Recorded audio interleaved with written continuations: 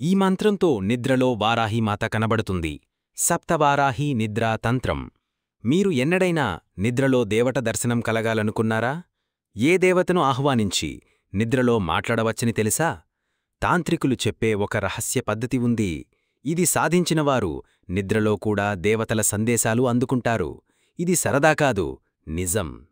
ఈరోజు మీకు చెబుతున్న సప్తవారాహి నిద్రాతంత్రం మీరు శ్రద్ధగా వినాలి. నిద్రలో మానవుడి చైతన్యం శరీరాన్ని వదలి ప్రయాణిస్తుంది.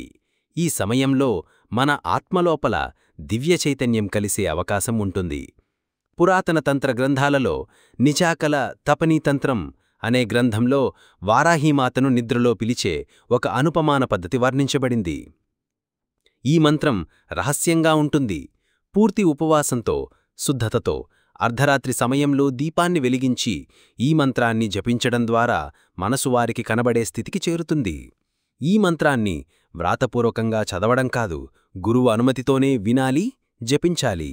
అయినా సారాంశం మీకోసం. ఓం హ్రీం గ్లేం వారాహ్యై స్వాహ. ఒకదాని స్థానంలో వారాహ్యైని బదులు మీ ఇష్టదేవతను పెట్టవచ్చు. ఈ మంత్రాన్ని అర్ధరాత్రి ముందు ఒక్కసారైనా 108 సార్లు జపించండి. ఒక చిన్న రక్తచందన దీపం వెలిగించండి. తర్వాత శుద్ధచిత్తంతో నిద్రపోవాలి. అందులో మీకు కలగే దృశ్యాలు ఒక సందేశంగా భావించండి.